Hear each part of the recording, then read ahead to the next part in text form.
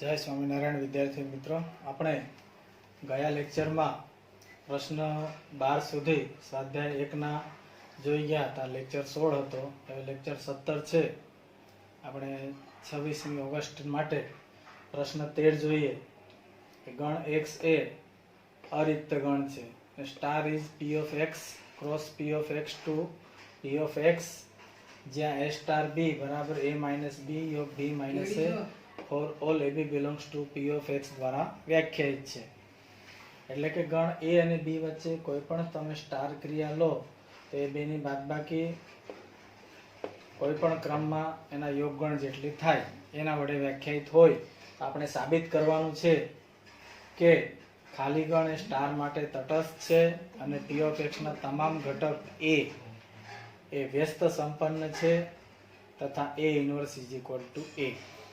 તો આપણને આપેલું છે star is p of x cross p of x to p of x, a star b બરાબર a minus b યોગ b minus a, જ્યાં p of x ને ગણ x નો ઘાતગણ કહે છે અને ગણ a એ સાર્વત્રિક ગણ x નો ઉપગણ છે। અહીં x ને સાર્વત્રિક ગણ તરીકે આપણે ગણવાનો છે। તો p of x માંથી કોઈ એક ગણ આપણે a લીધો તો a સ્ટાર phi બરાબર, તો આપણે અહીં a સ્ટાર b ને બદલે શું લીધો છે phi, તો a સ્ટાર phi બરાબર તો a માઇનસ b યોગ b માઇનસ a થાય તો b ને બદલે તમારે phi લેવાના, તો a માઇનસ phi યોગ અહીં પાછું phi લો એટલે phi માઇનસ a થાય। તો એમાંથી ખાલી ગણ બાદ કરો તો એ જ આવે અને ખાલી ગણમાંથી કંઈ પણ બાદ બાકી થઈ શકે નહીં એટલે એનો જવાબ ખાલી ગણ જ આવે અને a અને ખાલી ગણનો યોગગણ a થાય આપણે જાણીએ છીએ। હવે એ ક્રિયા ઉલટાવીએ તો phi સ્ટાર a માટે તો આનો આ જ ક્રમ રાખવાનો, phi માઇનસ a યોગ પછી ઉલટાવાનો a માઇનસ phi, તો phi માંથી a તો બાદ થાય ને એટલે એનો જવાબ phi જ આવે, a માંથી ખાલી ગણ બાદ કરો એટલે કશુંય ના બાદ થાય એટલે એનો જવાબ પણ a આવે અને આ બેનો યોગ। આમ a સ્ટાર phi બરાબર a અને a બરાબર phi સ્ટાર એ આપણે સાબિત કર્યું। એનો મતલબ કે phi એ સ્ટાર વિશે તટસ્થ છે। હવે p of x ના દરેક ગણ a માટે આપણે a સ્ટાર a બરાબર આ વ્યાખ્યા પ્રમાણે b ને બદલે હવે a લો તો a સ્ટાર a બરાબર a માઇનસ a યોગ a માઇનસ a શક્ય બને, પણ a માઇનસ a ખાલી ગણ, આ પણ ખાલી ગણ એટલે ખાલી ગણનો ખાલી ગણ સાથે યોગગણ ખાલી ગણ થાય। તો a સ્ટાર a બરાબર phi, પણ phi એ શું છે તટસ્થ છે। કોઈ પણ બે ગણની સ્ટાર સાથેની ક્રિયાથી તટસ્થ ઘટક જો જવાબ આવે તો આપેલા એ ગણ માટે વ્યસ્તનું અસ્તિત્વ છે એમ કહેવાય। તો કયા ગણ માટે આપણે લીધું, તો a માટે, તો ગણ a એ એનો સ્ટાર વિશે વ્યસ્ત ઘટક કહેવાય ને વ્યસ્તને આપણે a ઇન્વર્સ કહીએ છીએ।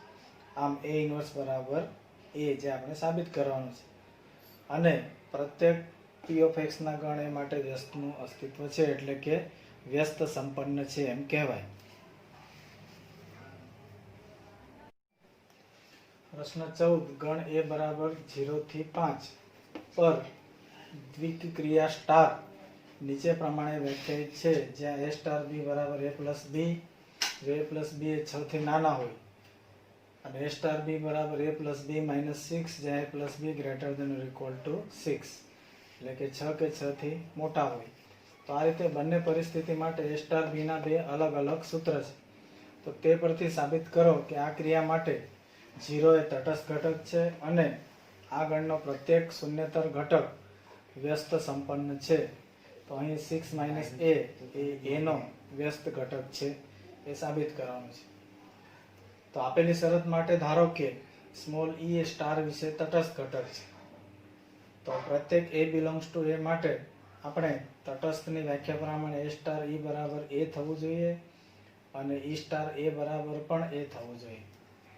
તો પહેલી શરત લઈએ a સ્ટાર e બરાબર a, તો હવે સ્ટારની શરત છે કે a સ્ટાર e હોય તો a પ્લસ e થાય અથવા a પ્લસ e માઇનસ 6 થાય। તો આ રીતે a સ્ટાર e બરાબર a માટે a પ્લસ e બરાબર a અથવા આ બીજું સૂત્ર a પ્લસ e માઇનસ 6 બરાબર a, અહીં પ્લસ એને સામે લો તો a માઇનસ a 0 એટલે e બરાબર 0 અથવા અહીંથી એ કેન્સલ થાય એટલે e બરાબર થાય 6, પણ 6 એ ગણ એમાં સભ્ય નથી એટલે e બરાબર 6 છે એ શક્ય નથી।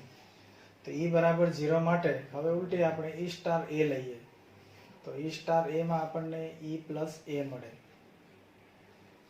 તો ઈ બરાબર કેટલા લીધા છે 0 એટલે 0 પ્લસ એ થાય. 0 પ્લસ એ બરાબર એ, કારણ કે 0 પ્લસ એ 6 થી નાના છે એટલે આ જ શરત આપણે લેવી પડે. 6 થી મોટા માટે એ શક્ય બનતું નથી બીજી શરત.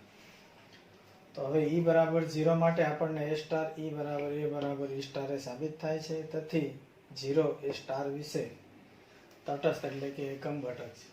હવે જો ઈ બરાબર 0 સ્ટાર માટે તટસ્થ હોય તો ધારો કે એ બિલોંગ્સ ટુ એનો વ્યસ્ત ઘટક બી છે, તો વ્યસ્તની વ્યાખ્યા પ્રમાણે એ સ્ટાર બી બરાબર ઈ થાય અને બી સ્ટાર એ બરાબર પણ ઈ થાય.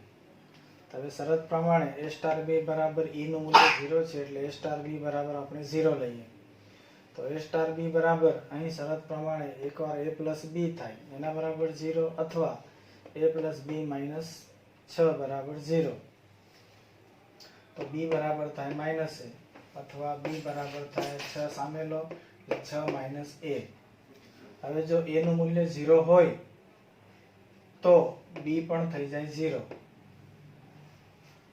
અને a is not equal to 0 તો b બરાબર થાય 6 માઇનસ a. તો અહીં તમે જો પ્રત્યેક શૂન્યતર ઘટક એટલે a is not equal to 0 એટલે શૂન્યતર કહેવાય અને એનો વ્યસ્ત અસ્તિત્વમાં છે તેથી વ્યસ્ત સંપન્ન છે માટે એનો વ્યસ્ત b બરાબર 6 માઇનસ a અને a ઇન્વર્સ પણ કહેવાય. તો આ રીતે આપણને સ્ટાર વિશે શૂન્ય તટસ્થ મળે છે અને 6 માઇનસ a નો વ્યસ્ત મળે છે.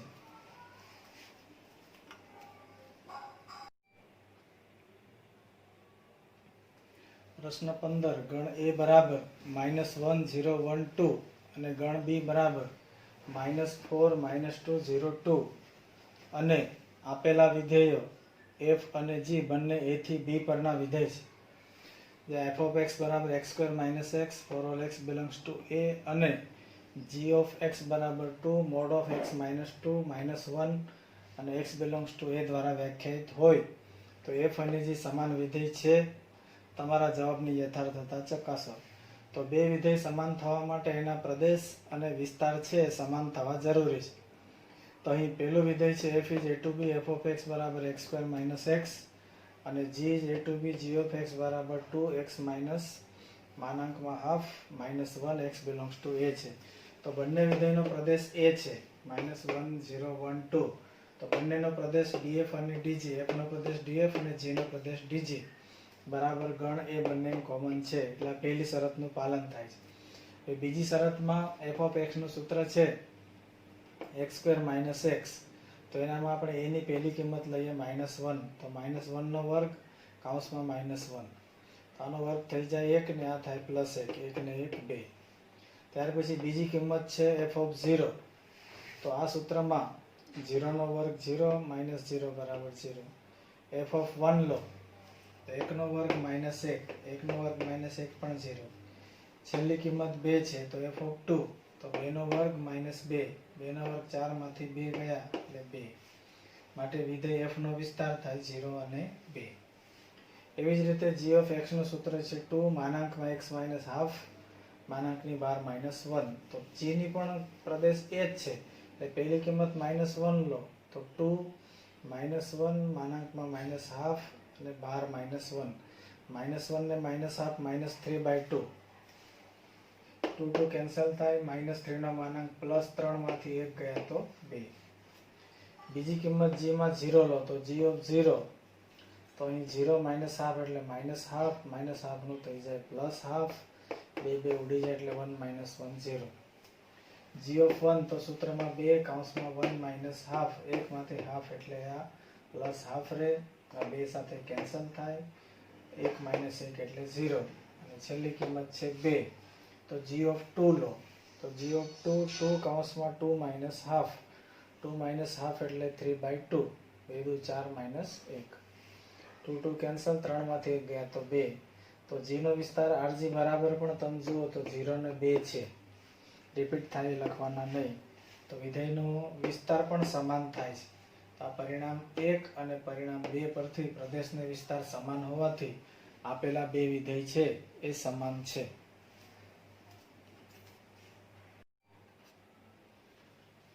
પ્રશ્ન 16 MCQ છે. ગણ A 1 2 3 માટે ઘટક 1 2 અને 1 3 બંનેને સમાવતા તથા સ્વવાચક અને સંમિત હોય પરંતુ પરંપરિત ન હોય તેવા સંબંધોની સંખ્યા કેટલી? તો અહીં આપણે કોઈ પણ સંબંધ માટે ગણ A ના 1 ક્રોસ A ની જરૂર પડે. તો 1 ક્રોસ A માં આપણને 3 ગુણ્યા 3 એટલે કુલ 9 સંબંધો મળે. એમાંથી આપણે પહેલો સંબંધ લઈએ R1 કે જેમાં 1 2 અને 1 3 આવે. તો 1 2 અને 1 3 લીધા તો હવે 1 ને આધારે 1 1 મળે, 2 2 મળે અને 3 3 મળે, જે આપણને સ્વવાચક બતાવે. એટલે સ્વવાચક જોડીઓ બની ગયા 3 એ 3. ત્યારબાદ સંમિત તો 1 2 નું થઈ જાય 2 1 અને 1 3 નું થઈ જાય 3 1. ત્યારબાદ હવે આપણે જોઈએ તો આ પરંપરિત થવું ના જોઈએ. તો તમે 1 2 અને 2 2 લો એટલે 1 2 પરંપરિત થાય. 1 3 3 3 લો તો આ 1 ને 3 પાછું પણ પરંપરિત થાય. પરંતુ જો આપણે 2 1 અને 1 3 લઈએ આ રીતે 2 1 અને 1 3 તો 2 3 છે એ R1 માં નથી, એટલે આ એક ઘટના માટે 2 3 પરંપરિત થતું નથી. એટલે આટલા સભ્યથી પણ આપણી શરતનું પાલન થઈ જાય છે. તેથી R1 એ સ્વવાચક ને સંમિત છે પરંતુ પરંપરિત નથી.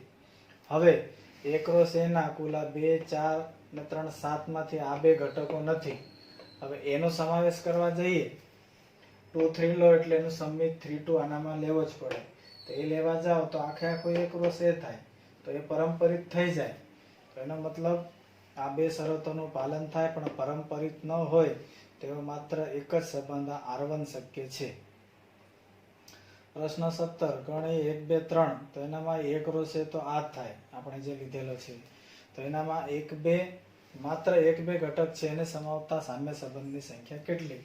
તો 1 2 જ લેવો છે તો 1 2 તો એના પરથી આપણને અહીં સ્વવાચક સભ્ય 1 1 2 2 3 3 આ લીધા 3 3 2 2 1 1. હવે 1 2 નું સંમિત થાય 2 1. તો હવે જે સમાન હોય ને એ હંમેશા પરંપરિત તો હોય જ. હવે 1 2 2 2 એના પરથી પાછું 1 2 મળે તો આ સભ્ય આવી જાય. એવી જ રીતે 1 2 2 1 અને 1 1 તો એ પણ અહીં છે. તો આ રીતે જ્યારે 3 3 નું તમે સ્વવાચક લો, સંમિત લો પણ એનું જ થાય અને પરંપરિત પણ એનું જ થાય. એટલે સંબંધ R1 છે એ સામ્ય સંબંધ થઈ જાય છે. હવે આનામાં 2 ને 3 5 સંબંધો છે એટલે આ કુલ 1 ક્રોસ A ના 9 પૈકી આ 4 નથી. તો તમે બીજો સંબંધ બનાવવા જાઓ R2 એનામાં તમે 1 3 લો તો એનું સંમિત 3 1 લેવું પડે.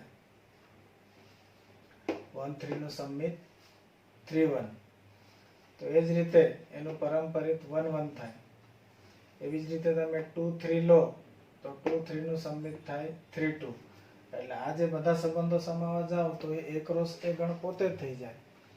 તો 1 ક્રોસ A એ પણ એક સામ્ય સંબંધ છે. એટલે R2 બરાબર 1 ક્રોસ A એટલે આ બધા જ ઘટકો ધરાવતો સભ્ય બને. તો આવા આપણને કેટલા સંબંધો મળે છે? 2 જે સામ્ય છે.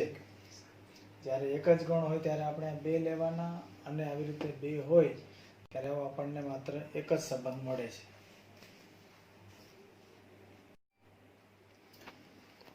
સ્વાધ્યાયનો પ્રશ્ન 18 વિધેય f is R2R ચિહ્ન વિધેય લો. ચિહ્ન વિધેયને અંગ્રેજીમાં સાઇનમ ફંક્શન કહેવાય. જે f of x બરાબર 1 લો, અહીંયા 0 થી મોટી કોઈ પણ કિંમત હોય તો હાફ 1/3 1 2 3 4 ગમે એ કિંમત માટે એક જ. 0 ના 0 અને 0 થી નાની કોઈ પણ કિંમત હોય એનો જવાબ -1 જ થાય. અને g of x બરાબર પૂર્ણાંક ભાગ વિધેય x છે જેને મહત્તમ પૂર્ણાંક ભાગ વિધેય કહેવાય. એનામાં જે કિંમત હોય એનાથી મોટો નહીં પરંતુ નાનો હોય તેવો પૂર્ણાંક લેવાનો થાય. તો FOG અને GOF છે એ વિવૃત અંતરાલ 0 અને સંવૃત અંતરાલ 1 માં સમાન છે કે નહીં એ આપણે ચેક કરવાનું છે.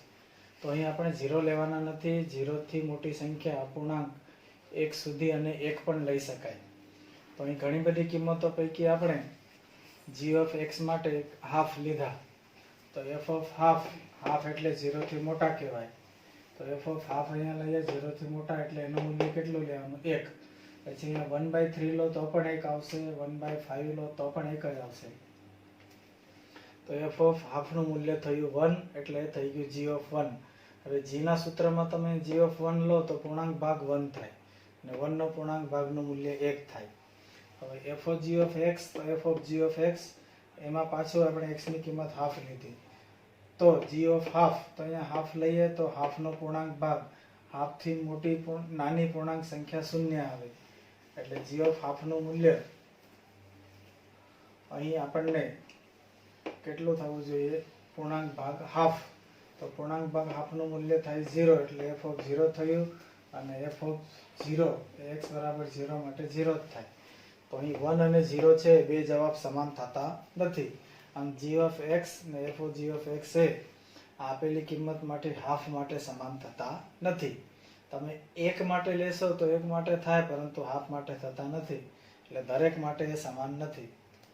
19 ગણ AB પર દ્વિક્રિયાઓની સંખ્યા. તો ગણ AB માં કુલ સભ્યો કેટલા છે? 2.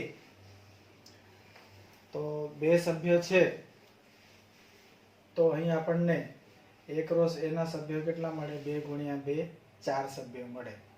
તો આવી રીતે આપણે દરેકને A અને B સાથે સંલગ્ન જોડી શકીએ, એટલે 4 જે આપણને સભ્યો મળે AB ની 1 ક્રોસ A ના 4 જોડીઓ, અને દરેકને 2 2 સાથે જોડી શકાય, એટલે 2 ની 4 ઘાત 16 થાય. પણ ડાયરેક્ટ આ સૂત્ર યાદ રાખી લો કે ગણ પર દ્વિક્રિયાઓની સંખ્યા તો n ની n સ્ક્વેર ઘાત. n એટલે ગણમાં કેટલા સભ્યો છે? 2 સભ્યો છે, એટલે અહીં 2 ને અહીં પણ 2 આવે, તો 2 ની 2 સ્ક્વેર ઘાત, 2 સ્ક્વેર એટલે 4, 2 ની 4 ઘાત એટલે 16. તો આ રીતે ગણ AB પર દ્વિક્રિયાઓની સંખ્યા કેટલી? 16. અહીં AB ને બદલે ABC 3 હોય તો અહીંયા 3 3 અને 2 ઘાત લેવાની થાય. તો આ રીતે ધ્યાન રાખજો. પ્રેક્ટિસ માટે એક 20મો ગણ AB પર સમક્રમી દ્વિક્રિયાઓની સંખ્યા. તો એના ક્રમ સમાન થાય એવી દ્વિક્રિયા સંખ્યાનું સૂત્ર છે n(n)(n+1/2). તો n એટલે અહીંયા 2 સભ્યો છે, તો 2 અહીં 2, 2 ને 3 એટલે 2 ગુણ્યા 3 છેદમાં 2, 2 2 ઉડી જાય, 2 ની 3 ઘાત, 2 ની 3 ઘાત એટલે 8. આમ AB પર સમક્રમી દ્વિક્રિયા, ને આ માત્ર દ્વિક્રિયા છે, તો સમક્રમીની સંખ્યા કેટલી થાય? 8. ઉદાહરણ 46 ગણ A બરાબર 1 2 3 થી તેના પર, એટલે A થી A પર જ f is A to A પર એક એક વિધેયની સંખ્યા. તો ગણ n પર એક એક વિધેયની સંખ્યાનું સૂત્ર છે n ફેક્ટોરિયલ, એટલે 3 ફેક્ટોરિયલ થાય. 3 ફેક્ટોરિયલ એટલે 3 2 ગુણ્યા 1 એટલે 6 થાય. ધારો કે અહીંયા 4 સભ્ય હોય, 1 2 3 અને 4, તો અહીંયા 4 ફેક્ટોરિયલ, તો 4 તારી 12 દુ 24 થાય. પણ A થી A પરના વિધેય માટે જ છે. જો A થી B વિધેય બદલાય તો એનું સૂત્ર ચેન્જ થાય, એ એના પછીના MCQ જોશો. 47 A બરાબર 1 2 3 પર ઘટક 1 2 અને 2 3 બંનેને સમાવે અને સ્વવાચક અને પરંપરિત હોય, પરંતુ સંમિત ન હોય તેવા સંબંધોની સંખ્યા કુલ 3 થાય છે. આ પ્રકારના દાખલા આપણે જોઈ ગયા અને ઉદાહરણમાં પણ છે. ઉદાહરણ 48 1 2 3 માં 1 2 અને 2 1 ને સમાવતા સામ્ય સંબંધોની સંખ્યા કેટલી? તો એવા સામ્ય સંબંધો 2 જ થાય. એમાં પણ આપણે આગળ દાખલો ગણી ગયા સ્વાધ્યાયમાં. તો આ ઘણા બધા મળતા પ્રકારના પ્રશ્નો છે, તો આ પ્રશ્નને ધ્યાનથી જોઈ પ્રેક્ટિસ કરીને લખજો. તો આ રીતે ઉદાહરણ 46 47 અને આજે 48 છે, એ 3 ઉદાહરણ છે. એકવાર ટેક્સ્ટ બુકમાં પણ વાંચી જજો.